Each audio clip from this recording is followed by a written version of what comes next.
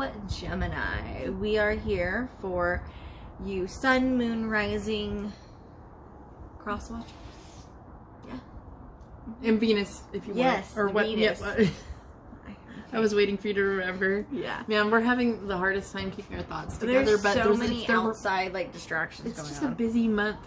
We can already always tell the nature of the month we're dealing with upcoming when we're recording in the middle of, and how busy it gets around it. So absolutely, we're ready to deliver the messages for you, Gemini, for the month of April. Yes, we are those fucking angels. I am Megan. I'm Katie.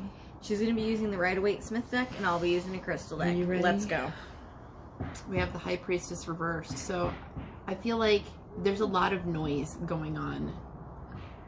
As you can hear, probably the banging in the background. We got a neighbor hammering. Just like monkey mind chatter, I would say, because this has to do with your intuition. There's too much going on, so you can't literally listen to, or I don't know. This could go either way. I'm feeling like you're on either end of the extreme, really, because you're Gemini. You're either not listening to your intuition because you're listening to too much other things and getting distracted, or you're blocking everything else out and only going within because it's kind of a crutch for you to block everything else out and not have to deal with the external world. So that's how I'm sitting with this initial card, is I feel like it could go literally either way. You're either withholding yourself from the real external world, or the external world is keeping you from your internal world. So let's keep going. Interesting. Very Let's interesting. Keep going. Yeah. I got Smithsonite. How is that? What? Smithsonite. Smithsonite. Okay, so I was right the first time. This is readily obtained, and it is a stone of soothing, nurturing, and acceptance. I cannot talk today. The key energies of this We're trying. The key energies of this stone are soothing and nurturing. Its deep healing qualities reach back into childhood and authenticate our emotional attachment while gently encouraging us to release the trauma. It effectively heals the inner child, working slowly and with love to bring us back to a sense of peace and tranquility. Drawing this card signifies the need to look closely at your behavior. What is being drawn unconsciously from outdated childhood patterns? That fits right into... Either way you slice it, if you're avoiding your inner workings or if you're being distracted from it, either way, the likelihood of you making the next step in error of the way you always used to make your errors. Right. I think that's what we're trying to warn you against at this point during the month. It's like there's something that you need to step out of a rut either way and do. So let's keep going and find. Oh man,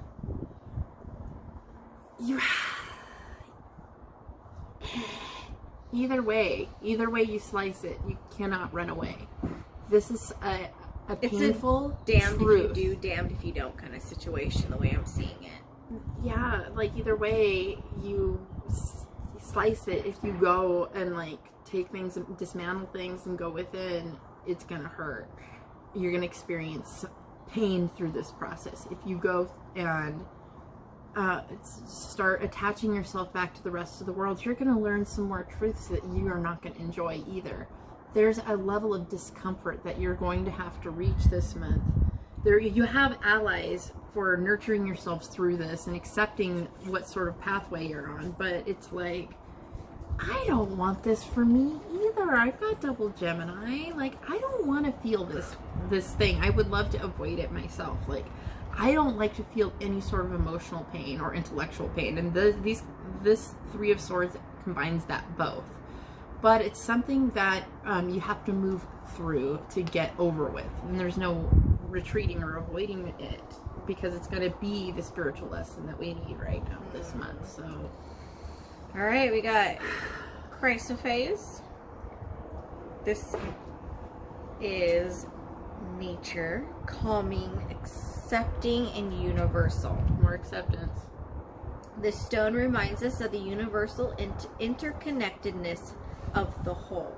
It promotes hope, love of truth, and offers deeper personal insights. It stimulates the heart chakra as well as the sacral chakras, encouraging fidelity in personal and professional relationships. This stone helps us to overcome ego and illuminates past self-centered actions and their effects, enabling us to grow beyond thoughtlessness and egotism. Drawing this card signifies the need to look closely at your own motivations and actions. Are you driven by higher ideals, or have you become bogged down in egocentric, thoughtless behavior that signifies the here and now and not the greater good? That's crucial. You cannot wish an outcome so hard that you force an influence on like you can't want that so much that you try to force it to happen. It's not going to be allowed. There's a certain balance that comes with living in the present, but also preparing for the future. And that's something that right now is something that's really delicate for you Geminis, where you're either living too much in the future and not thinking about your future, or you're living too much in the future and not living in the now. When you just got to kind of remind yourself that every action you make now has a reaction, and how that's going to affect you from here on out. When she was talking earlier, for some reason I had the phrase pain is beauty pop into my head, kind of like things do hurt, but in the long run, that's what makes life precious. Yes. So Indica's upset that he's not out here with us, so that's the cat. Anyways, this concludes your April 2021 reading from us. If you feel that you need to dive deeper into this reading, we'd love to help you make more decisions and reconnect you with your inner insides if that's what you need. Absolutely. Help you get past this thing. Absolutely. So we will see you guys next month. Listen to our podcast, Serum for the Soul. Okay. Bye. Bye.